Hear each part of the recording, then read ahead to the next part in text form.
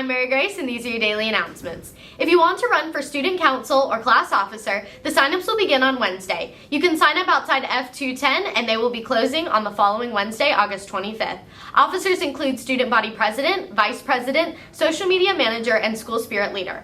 Also, if you are a senior or a junior, you can also run for class officers. That includes president, vice president, and event coordinator. Underclassmen can also run for class representative.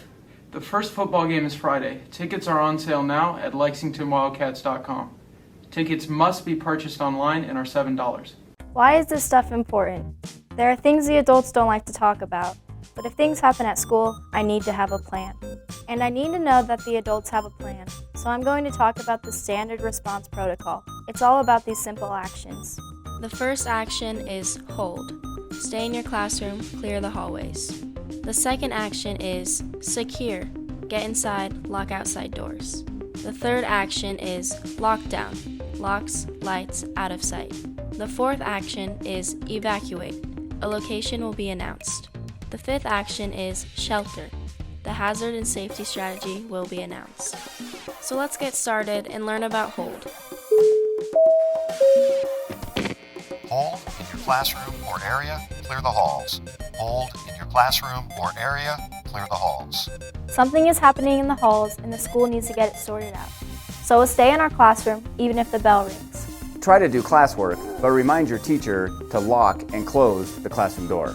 Won't I be marked tardy for my next class? Not during a hold. And if I'm in the cafeteria or the gym? Depending on what's happening, you might be asked to stay in your area if you aren't in a classroom. Unlike a lockdown, a hold can be released with a PA announcement. Students, all clear, the hold is released. All clear, the hold is released. I'm James. I'm a school resource officer. Kids, get inside, hustle. Secure, get inside, lock outside doors. Secure, get inside, lock outside doors. Why are we doing it? We're doing this because something is happening in the neighborhood near the school and we have to get you guys inside. Could be crimes out there, could be riots, could be a dangerous animal, could be zombies. James, zombies aren't real. You don't know that. Here's what happens.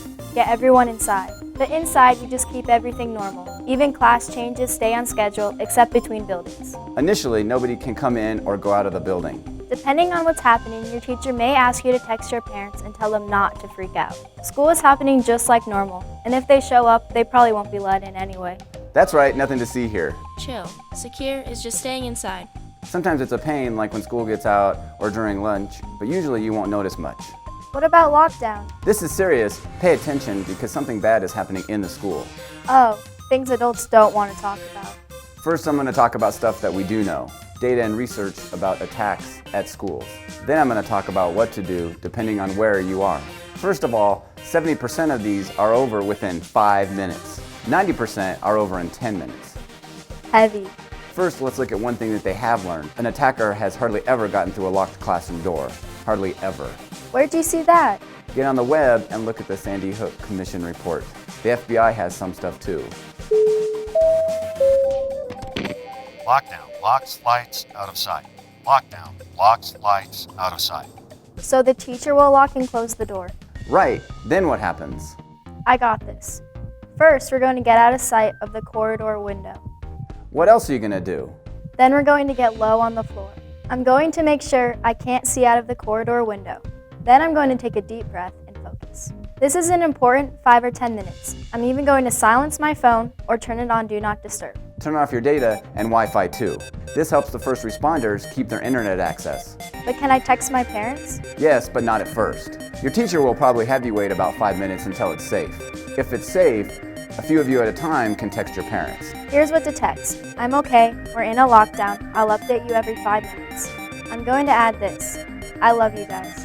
Text your parents, don't text your friends, don't post on social media. Duh. Here's one thing, a lockdown can be scary and it's probably going to last a long time. I need you to support each other, listen to your teacher. What else do you keep in mind? Don't open the door for anyone. What if they say it's the police? Like this, police, open the door. I don't know if it's really the police or someone trying to fool me, so I'm not going to open the door for anybody or even say anything. Right, law enforcement or an administrator will unlock and open the door. Same thing with an announcement on the PA. You're going to stay here until an administrator or police comes and opens the door. What about the fire alarm? When we're in a lockdown, we're going to treat a fire alarm a little differently. Unless it's really a fire in the room, we're going to initially stay put. Although I might look at other ways to get outside. If you're in the hallway, cafeteria, or gym, try to get behind a locked door or try to get out of the building. Remember, 5 minutes, so go quick. Think about other locking doors like staff bathrooms and some offices. The student bathrooms are probably a last resort. No locking doors, but at least you can get out of sight. This is a good time to talk about evacuate. Sometimes we just need to leave the building. Depending on what's happening, we might be asked to leave our stuff. Or we may be asked to bring it. If your phone's in your pocket, keep it there. If you hear lockdown and aren't in a locked classroom, remember self-evacuation is another option. That means getting out of the building and going to a safe place quickly. Once you're there, call your parents, tell them you're okay. The school might also give you an emergency number to contact. What happens when police release a lockdown? Police or an administrator will open the door and begin the classroom evacuation. Now, don't be surprised if they are a little loud or they keep shouting, "Show me your hands!" Got it. They're going to be loud and keep my hands empty and visible. Can I bring my stuff? Probably not, just what's in your pockets. They'll probably bring us to a secure assembly area like a cafeteria or a gym before moving us to where our parents can pick us up. At the assembly area, don't be surprised if an officer searches you. They just want to make sure there's nothing dangerous out there. Got it. They're going to be loud. They're going to search us. If you think about it, you're probably going to be stressed, so it's going to feel a little more intense than it really is. They are probably going to be a little stressed. They probably don't know you, but we all have the same goal in mind, to keep you safe. So what you're saying is cut everyone a little break, and we can actually help reduce their stress and our parents' stress. Okay, there's one more action. Let's talk about shelter. Different schools might do different things, but here are some examples of what might be announced. Tornado, get to the storm shelter. Earthquake, drop, cover, and hold. Hazmat, seal doors and windows. Tsunami, get to higher ground. This is important. I was in 4th grade at Sandy Hook Elementary School on December 14, 2012. I got out. My little brother was at Sandy Hook too. He got out, but it was a close call. My older brother and sister were at the middle school. It was a tough day for them too. So I just need to have a plan, have some options. And you need to know the adults have a plan too. I was the school resource officer at Arapahoe High School in 2013 when the attack happened there. I'm going to ask you to do one more thing. When you go home today, talk to your parents. Tell them about what you learned today.